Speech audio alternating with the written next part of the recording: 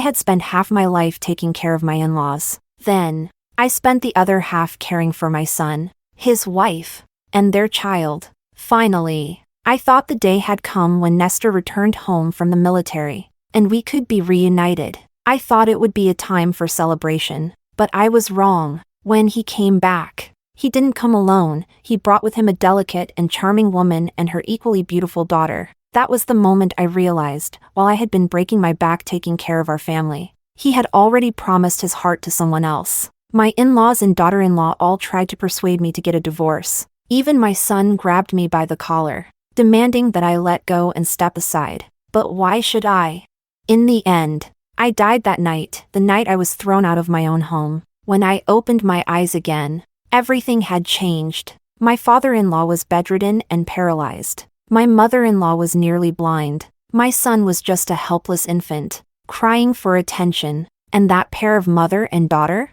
They still lived right next door. The neighbors said the man in the house next door had passed away. They said it was only natural for our family to help those poor women out. They told me I was too stingy, too heartless, too cold. Yes, they were right. Why should I continue to trap myself in endless housework, playing the role of a selfless martyr? This time, I turned around and handed in my application to transfer to a project supporting the development of Northwest China. If they didn't want me, so be it. My country would. Chapter 1. Nestor only gave that mother and daughter a piece of pork. Did you really have to get so upset? Sandra just lost her husband. She's raising her child alone and barely survives by sewing for a living. Did you see how thin that child is? How could you be so heartless? When Leo passed away, I promised him I'd look after them. Do you want me to break my word and become an unfaithful and unjust man? Nestor's voice echoed in my ears. I clutched my chest as a sharp pain pierced my heart. The scene from my previous life played vividly in my mind, my son and my in-laws forcing me to sign the divorce papers. Mom, you're not good enough for Dad. He deserves better. In love, the one who isn't loved is the homewrecker. Yes, you served us all your life, but it's us who owe you, not Nestor. If you feel resentful, take it out on us. You've already ruined half of Nestor's life. Don't drag him down for the rest of it. I didn't do anything wrong. Yet they all turned against me, blaming me for not being pretty, blaming me for not having an education, blaming me for being manipulative, saying I only treated my in-laws well because I knew Nestor had a bright future. In the end, my son grabbed my collar, forced my hand to the pen, and pressed my fingerprint onto the divorce papers. I was trembling with rage. My heart felt like it was going to explode. Until my death. I never imagined that the son I had raised with so much love and sacrifice would treat me this way. I took several deep breaths. My eyes burned as I held back tears. When I looked up again, I faced Nestor, who was still lecturing me as if he were the reasonable one. Time hadn't touched his proud posture even after 20 years. Compared to his upright figure and Sandra's elegance, I, worn out from a lifetime of labor, truly looked like a fool. After a lifetime of dirty and exhausting chores, what did I expect? Don't look at me like that. I've done nothing wrong. He averted his gaze, speaking with the same self-righteous tone he used when forcing me to divorce him in my past life. I didn't argue. I didn't even bother to remind him that the pork he gave away was what I had stood in line all night to buy for our son and his aging parents. I turned and walked out. My in-laws called my name, begging me to come back. My son called out Mom, and ran after me. I ignored them all, even when my son tripped, scraped his chin, and cried. I didn't stop walking. I ran. I ran all the way to the factory and found the supervisor just before closing time. Are you sure you want to apply for a transfer to the West? The supervisor stared at me in disbelief. I nodded firmly. Yes, I'm sure. The supervisor frowned. Does Nestor know about this? He doesn't need to know. This is my decision. The supervisor was startled. Your son is only 4 or 5 years old. Can you really leave him? I nodded. This isn't about whether I can or can't. I just want to contribute to my country. You always say the nation comes first. Then the family. The West needs me now. I can't refuse and let down the revolutionaries who came before us. The supervisor clicked his tongue. Well, all right, but let me warn you. Once you leave for the Northwest, You might not come back anytime soon. Are you sure Nestor will let you go? I smiled confidently. Don't worry, no one can stop me from fulfilling my duty to my country. Finally, the supervisor approved my transfer request. When I returned home, the house was filled with chatter and laughter. From the doorway, I saw Sandra sitting on a bench with her daughter, chatting and laughing with Nestor. My father-in-law was still lying in bed. My mother-in-law sat beside him, occasionally joining Sandra's conversation. My son was handing over his prized candy to Sandra's daughter. What a perfect picture of a harmonious, loving family. I stepped inside. The lively atmosphere immediately froze. Sandra was the first to stand up. She held out the piece of pork and spoke gently. Sister, this is the meat Nestor brought over this morning. I don't know how to cook it properly, and I didn't want to waste it, so I brought it back to you. I also brought some eggs and chives for you to make something nutritious for the kids and elders. I didn't reach out to take it. Sandra stood there, frozen, the piece of pork hanging awkwardly in midair as she hesitated, unsure whether to raise or lower her hand. She quickly added, Sister-in-law, Nestor only pities us, two helpless women trying to survive alone. There's absolutely nothing between us. You have to believe him. I couldn't even muster the effort to lift my eyelids and simply walked toward the inner room. Nestor frowned, his voice carrying authority. Go cook. Sandra and Elise will stay and eat with us tonight. Make sure there's enough rice. I responded flatly.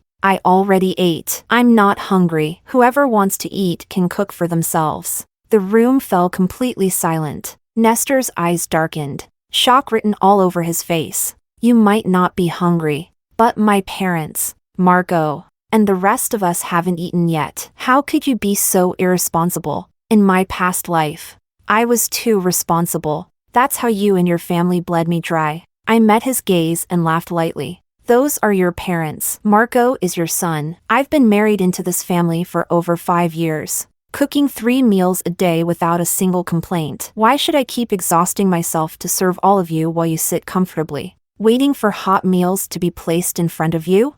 What's wrong? Are your hands and feet broken? Or are you paralyzed like your father? He stood up, towering over me, but the stature I once admired no longer held any of its former shine. Laura, are you going to cook or not? No. With that, I turned and headed straight into the inner room. After an exhausting day, the last thing I wanted was to waste my time and energy on this house. I needed to rest. I needed to recharge. I needed to prepare myself, body and soul, for the mission I was embarking on in a month. Not a single ounce of my strength or intelligence would be wasted on this family again.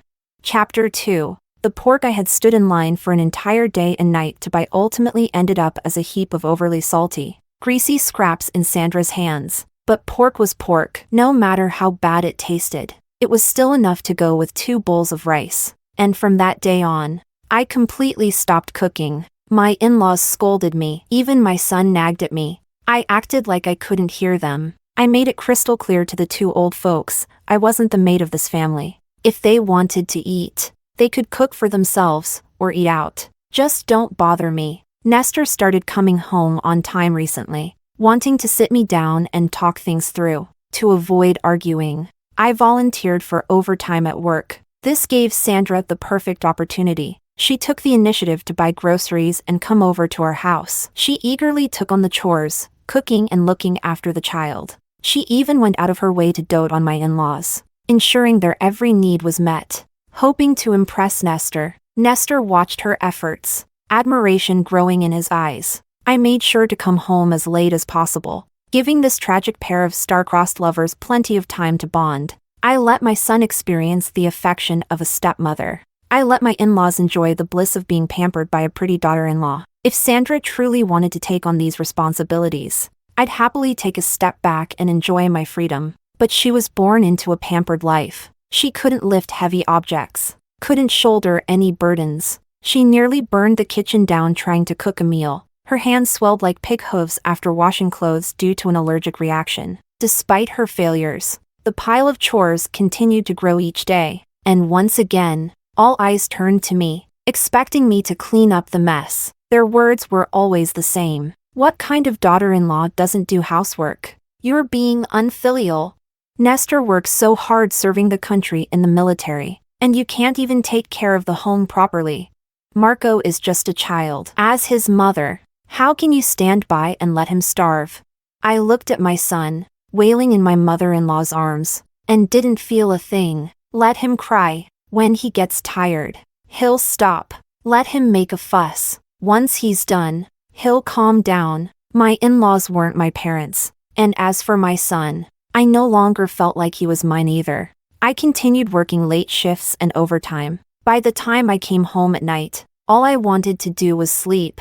After enough days of neglect, Nestor had no choice but to manage his parents and child himself. He was too soft-hearted to let them suffer. Dinner's ready. Come eat, Nestor said as I walked through the door. On the table sat half a plate of ribs and some stir-fried vegetables. He brought a steaming bowl of rice to me and gestured for me to sit down. I glanced toward the back room. He immediately caught on and said, "They're all asleep. Marco kept crying for you." So I had to tell him stories for 2 hours until he finally calmed down. I ignored him and turned toward the bathroom, intending to wash up and go to bed. But he stepped in front of me. "I asked your supervisor. The cafeteria didn't serve dinner tonight. I know you're upset with me, but there's no need to punish yourself over it." He hit a sore spot. He was right. Why should I punish myself for Nestor's mistakes?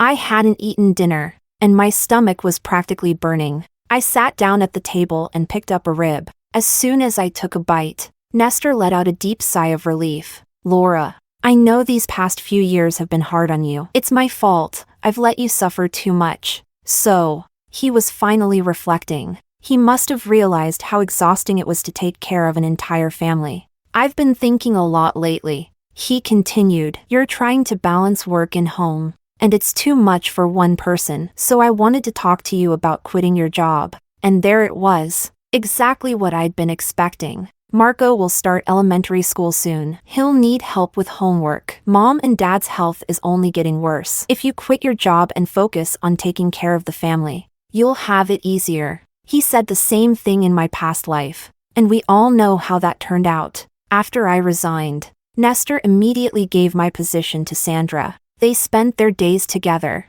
inseparable, like a pair of lovebirds. Eventually, they seized the opportunity to move west, eloping to the frontier. He built his career, while she accompanied him, living a life of romance and tenderness. 4 years. Not a single penny was sent back home. Meanwhile, I, jobless, had to support the entire family by washing other people's laundry. From summer to winter, and back again. My hands were cracked, covered in chilblains and calluses. I still remember the day Nestor returned from the frontier with Sandra. I was covered in dirt, wearing patched-up clothes. Sandra, on the other hand, was radiant, dressed in the latest fashion, her skin glowing with health and beauty. I looked him in the eyes and laughed bitterly. "But your parents would rather have their son by their side. You and I earn about the same. Why don't you quit and let me provide for the family?" Nestor's face darkened instantly. "I'm a man. How could I let a woman provide for the household?" I laughed even louder. "Exactly. You're a man. You don't need a woman to support the family. But tell me, where has your salary gone all these years? Have you ever spent it on this household?" His lips pressed tightly together, guilt flashing across his face.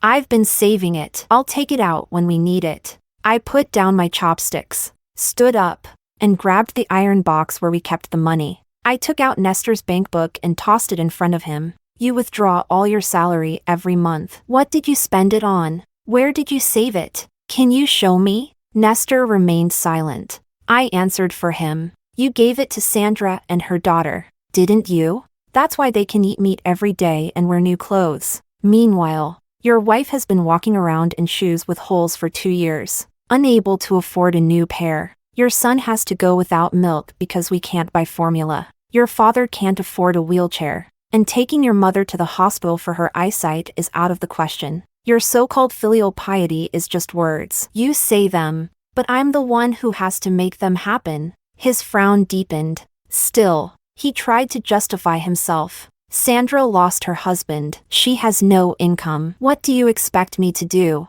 Let them starve?" I met his gaze and said firmly, then go ahead and keep giving them your entire salary. I don't care. But if you've already given all your money to Sandra, and I lose my job, what will this family eat? Grass? Mud? He was red with anger, unable to form a response. After a while, he looked at me suspiciously. What's wrong with you lately? You used to agree with me on everything. Now you're challenging me and arguing. What happened to the obedient woman I married? Exactly. I used to be out of my mind, blinded by love. I worked myself to the bone, hoping he would recognize my sacrifices and return a bit of affection. But now I see things clearly. I've seen human nature for what it is. The more you grovel, the less people respect you. So, I took out the divorce papers I had prepared. Sign it. Let's get divorced. Then you can go after the love of your life. Chapter 3. Nestor's eyes froze as he saw the bold black text on the divorce papers. He shot up from his seat. This is ridiculous. I looked at him calmly. You and I both know it's not ridiculous. Your heart hasn't been with me for a long time. I've never felt loved by you. You like Sandra. You love her. And you want to give her a home. I'm giving you my blessing. He slammed his hand down hard on the table. The dishes and bowls rattled, their crisp clatter echoing in the tense room. How many times do I have to explain myself? It's just camaraderie. I pity Sandra and her daughter. That's all. There's nothing improper between me and Sandra. Oh, and what does your idea of proper mean? No sleeping together? No kissing, hugging, or holding hands? I didn't wait for his response. Instead, I stepped toward the door and motioned for him to follow me outside. I led him to the window of Eva's house next door. Eva owned a television, and the neighbors often gathered at her place to watch. While watching, they'd inevitably gossip. It wasn't long before the topic shifted to Sandra. Did you see Sandra today? She had another new outfit. All pink and bright. She even bragged about it, said the fabric was top grade and custom made from the county. That must have cost a fortune. Isn't it funny? Her husband's dead, and she's living better than when he was alive. Poor Laura. Though, she's married to a man who can't keep his hands to himself. Exactly. Laura's hardworking, both at the factory and at home. She's sharp and capable. But that no-good Nestor, what a disgrace. He acts like such a gentleman, but he's garbage underneath. I've been telling Laura she should leave him already. She's still young and beautiful, and she's got a steady income. Plenty of good men have their eyes on her. Even my cousins keep asking me every year if Laura's divorced yet so they can start pursuing her. And Sandra, she's been trouble from the start. She couldn't keep herself in check when her husband was alive. Always flirting with other men. Now that he's dead, she's not even pretending anymore. And Nestor's a damn fool, throwing away a woman like Laura to chase after trash like Sandra. I've noticed Laura's been working late at the factory, not cooking or cleaning at home anymore. It seems like she's serious about leaving him. I'll talk to her. Encourage her to go through with it. Divorce isn't the end of the world these days. Women can thrive without a man. Yeah, we should introduce her to someone better. Let Nestor regret this for the rest of his life. Sure, he's handsome and works in the army, but what else does he have going for him? Just wait and see. Even if Nestor marries Sandra, their life's going to be a mess. They'll probably end up divorced too. Nestor's face turned ghostly pale, his fists clenched at his sides. But he didn't dare speak. He couldn't, because deep down, he knew every word was true. That spendthrift Sandra, no matter who she's with, it's bound to fall apart. You know, Sandra's man worked himself to death trying to earn more money for her, stayed up for days and ended up getting pulled into the machinery because he was too exhausted. The neighbors kept talking endlessly, so much that I started feeling sleepy, thinking about work tomorrow. I had no patience to keep eavesdropping with Nestor, so I got up and went home. Nestor saw me leave and followed behind, his face dark and unreadable. Back at home, I washed up quickly and fell asleep as soon as I hit the bed. Nestor sat by the bed, wanting to talk several times, but seeing that I had no intention of responding, he gave up. The next day, we each went to work. At the entrance, we ran into Sandra. Sandra tried to greet me, but I ignored her. Then, acting overly familiar, she called out, "Nestor, bro." Surprisingly, Nestor just gave her a cold glance and walked away. Before we left the alley, I noticed Sandra's hurt expression as Nestor and I walked side by side. He reached out and pulled me closer, draping his scarf over my neck. I froze, and then he handed me 2 boiled eggs.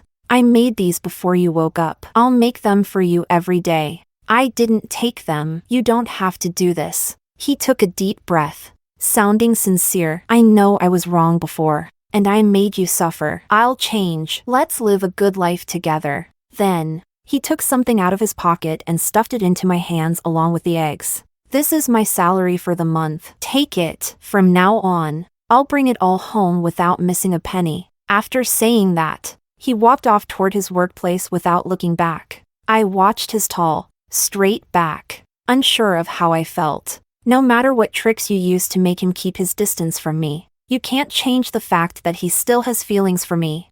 I looked toward the voice. Sandra was glaring at the money and eggs in my hands, her face full of resentment. All the eggs and wages he's given you are just this one time. He's been giving them to me for years. We have a long future ahead of us.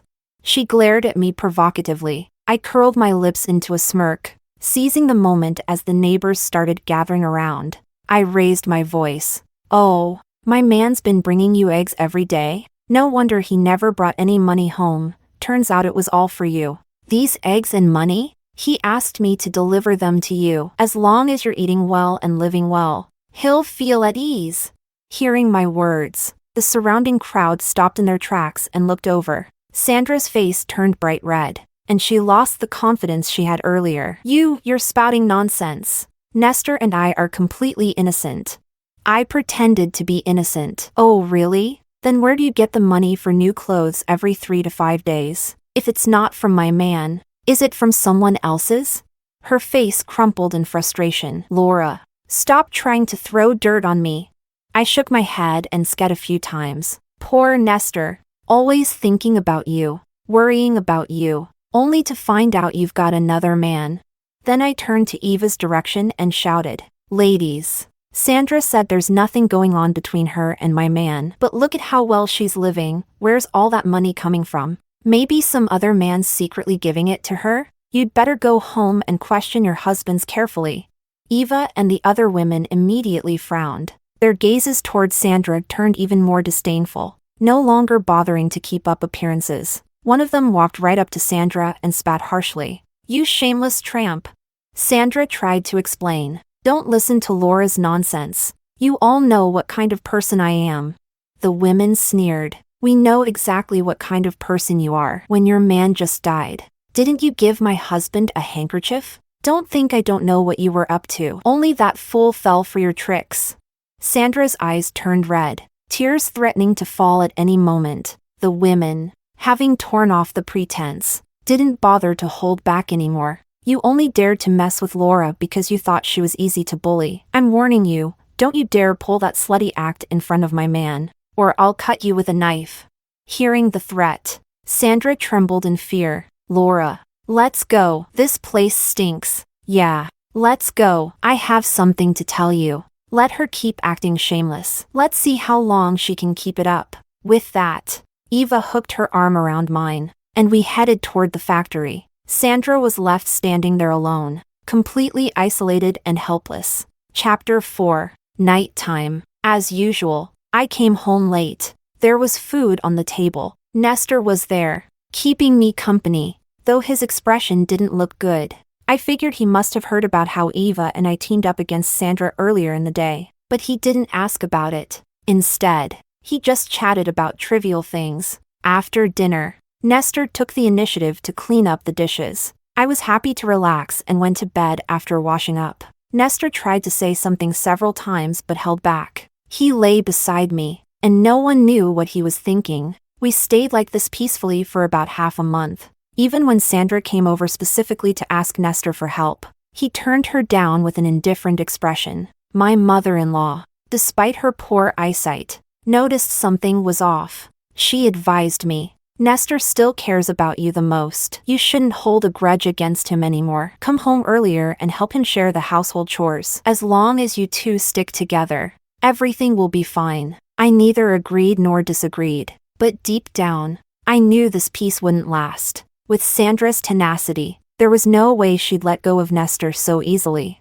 1 or 2 more months passed. The factory released the list of employees being sent to the West for the National Development Project. I was on the list. That night, when Nestor found out, his face remained gloomy. If you're going to the West, does that mean you're leaving me and this family behind?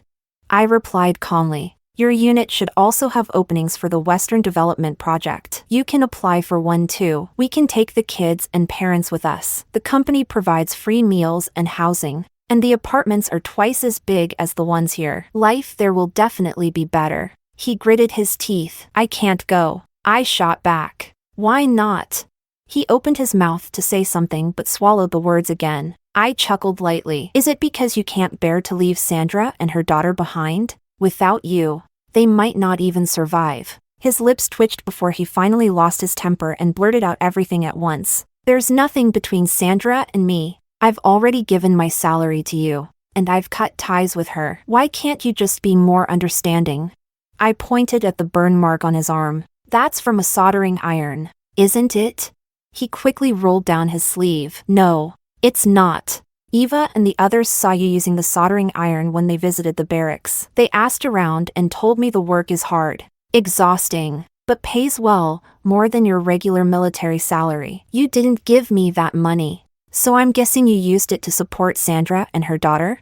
He pressed his lips tightly together. You can't just leave them with no way to survive. I laughed coldly. Then let's get a divorce. That way, you can take care of them openly. You won't have to sneak out in the middle of the night, waiting for me to fall asleep before knocking on her door. His face darkened. You've been pretending to sleep at night? I shook my head. Believe it or not, Sandra told me herself. That's impossible. I didn't argue further and instead grabbed his sleeve. This? Sandra patched it up for you, right? He immediately pulled his sleeve back. No, it's not. I was too tired to keep arguing with a man who had already learned how to lie. I went straight to bed. Meanwhile, my in-laws called Nestor over to talk. In our tiny house, I could hear every word. For once, they criticized Nestor. We didn't say anything before because life was still stable, but now that Laura's made her position clear, you have to make a decision. You can't have it all. With our family's situation, if you really end up with Sandra, your parents probably won't last long. That woman isn't someone who knows how to live a proper life. Son, wake up. Haven't you suffered enough these past months? Barely alive, covered in injuries. Is it really worth it for a woman like that? Go back to Laura and live a proper life. Stop thinking about things you shouldn't, even at their age. My in-laws could see the situation clearly. After a night of persuasion, Nestor finally agreed to go west with me. But, Nestor, can you really make it there?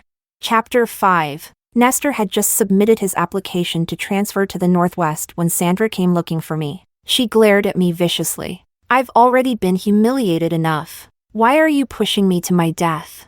I found her words amusing. How exactly was I pushing her to die?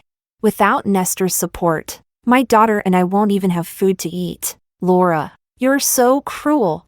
I looked at her coldly. Then why don't you take your kid and follow Nestor to the Northwest? Keep being his mistress there?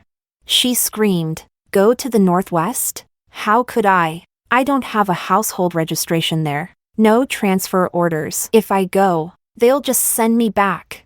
Well, then blame yourself for being incompetent, I said with a smirk. Or how about this? I'll give you a tip. Nestor's soft-hearted, and you're an expert at manipulating him. Fake an illness or come up with something to make him stay. She froze, frowning deeply. Would you really let him stay behind? I smiled.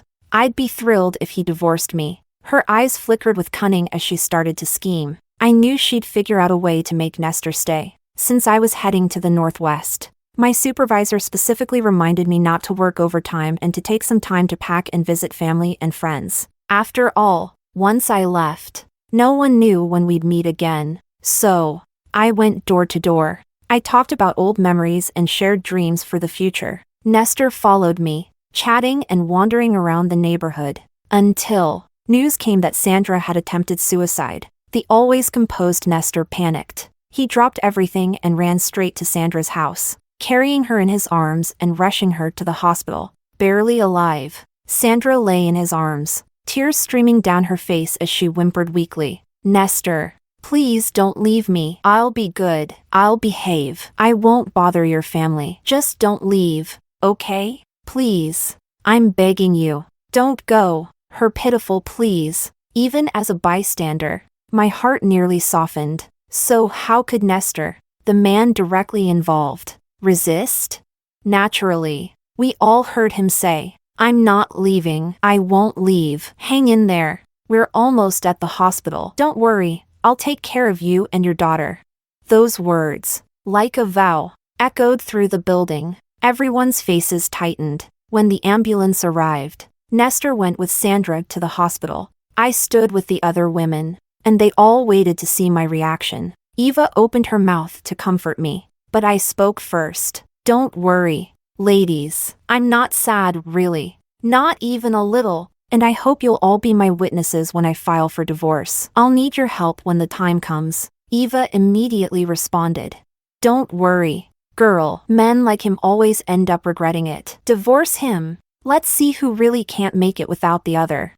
The other women chimed in, showing their support. Their words made my heart feel warm. Nestor stayed with Sandra at the hospital for a whole week. During that time, he withdrew his transfer application. When he came back, he didn't even care about the neighbors' stares. He carried Sandra back to her house, waiting on her hand and foot, cooking and serving her meals. Nestor took care of Sandra meticulously, leaving no detail unattended. But even after all that, he still refused to file for divorce. Instead, he said, even if I don't go to the Northwest, we're not getting a divorce. You just need to trust me. There's nothing between Sandra and me. I swear I'll never do anything to betray you for the rest of my life. Honestly, it was laughable. After everything he'd already done to betray me, he still had the audacity to make a promise like that. Did he really think as long as he hadn't slept with Sandra, it didn't count as betrayal?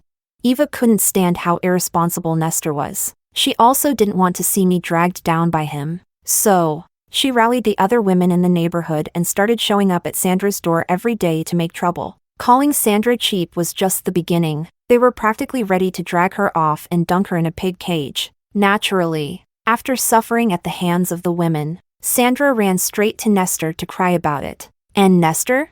He couldn't stand Sandra's tears. Things escalated until Nestor finally had no choice but to submit the divorce paperwork. The higher-ups already knew about the situation, so they quickly approved it. On the day we got our divorce certificate, Nestor's eyes were red as he looked at me. Did we really have to take it this far? He said, sounding almost reluctant, but I felt lighthearted. You're the one who dragged things this far. I said, I just went along with it. And with that, I grabbed my luggage and turned to leave. He asked, what about Marco? Don't you care about the kid at all?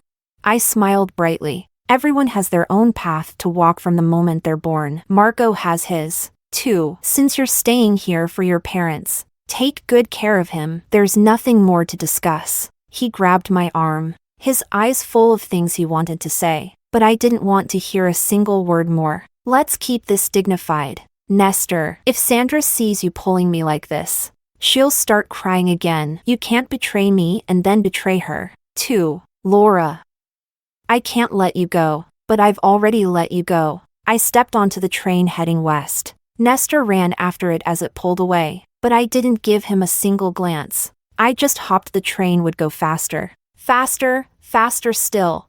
Chapter 6. 30 years in the Northwest. I remarried. My new husband was a kind and caring man. Because of our busy work schedules, we never had children. Fortunately, we were never fixated on having kids and thoroughly enjoyed our life as a couple. Over the years, I rose through the ranks from a factory girl to the factory director. Later, as industries evolved, I was recruited back to my hometown as a provincial official in charge of mineral resource development. My husband, always supportive, moved back with me. Life passed peacefully, as calm as still water, until one day, during an inspection in a rural area, I saw Nestor. He was standing among the coal miners, his skin dark and weathered, his hair completely white, and missing one arm. The once tall and proud figure now stood hunched and frail. His head was lowered, and his eyes had lost their spark. He looked like someone ground down by life.